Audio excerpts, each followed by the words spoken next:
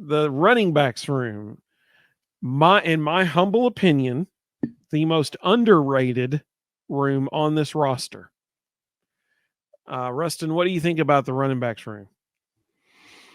I thought some of Josh Heupel's comments today were interesting. It sounds like Khalifa Keith's the odd man out. Yep, sure does. It sounds like Peyton Lewis has moved ahead of him on the depth chart.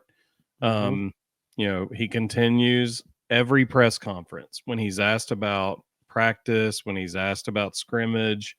Deshaun Bishop is almost always the first name out of his mouth. So I think you got Dylan Sampson. They're very high on Deshaun Bishop. If Cam Seldon can get back fairly soon, it's probably going to be a 3-dog race. And if they need a fourth, they'll go to Peyton Lewis. But I think if they can redshirt Peyton and just run 3, they'll be happy with that.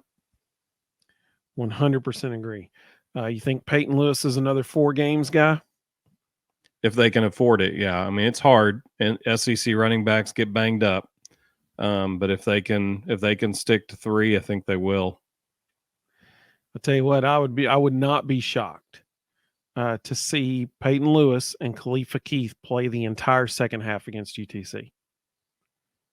I would not be shocked if that happens. Yeah.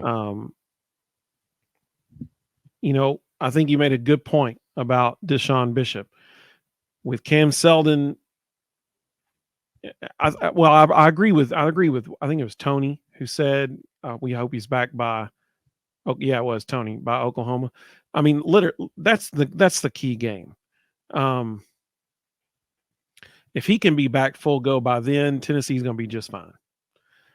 Because Deshaun Bishop and Dylan Sampson, you can handle UTC, NC State, and Kent State with those 2 guys as your main ball carriers. I'll tell you what, one thing that this was unprompted today about Deshaun Bishop. When Heupel was asked how he was asked specifically about Deshaun Bishop and his progress from scrimmage 1 to scrimmage 2. And Heupel said, well, I mean, I didn't see any glaring differences between scrimmage 1 and scrimmage 2. He said, we're just really confident and comfortable with Deshaun right now in how he's playing without the ball in his hands. He said, his pass blocking, and he starts naming off the things that they're confident. Listen, if they're confident with how he's pass blocking, that's going to get him on the field. That's what's going to get him, snaps back there. Because you got to protect Nico. And so if they're confident with how he's doing that, then that is big time news for Tennessee fans. That is good stuff. Deshaun Bishop, I don't know this to be factual, but I'm about 90% confident that it's accurate. So somebody can go back and look through their archives for the last 24 months or probably 18 months. But yesterday, or maybe the day before, Deshaun Bishop was put before the media. And I think that was the first time since he became a Vol that he had a presser after a practice and was put before the media. If you haven't watched it, go check it out. Such an enjoyable guy to listen to. Such a great interview. You could tell that he genuinely was thrilled to be a Tennessee Volunteer. I mean, it was refreshing. That's maybe the best word to use.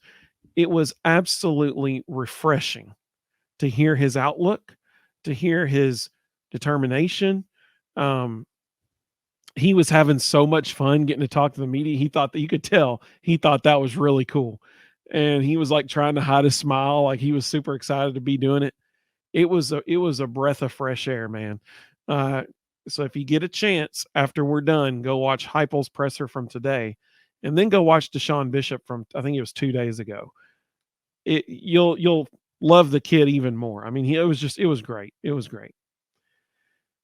Some other comments that, so anyway, back to the running back room. I agree with Rustin. Based on what we heard today, it sounds like the depth chart now is Dylan Sampson, Deshaun Bishop, Cam Seldon when he returns, Peyton Lewis, Khalifa Keith. That's what it sounds like.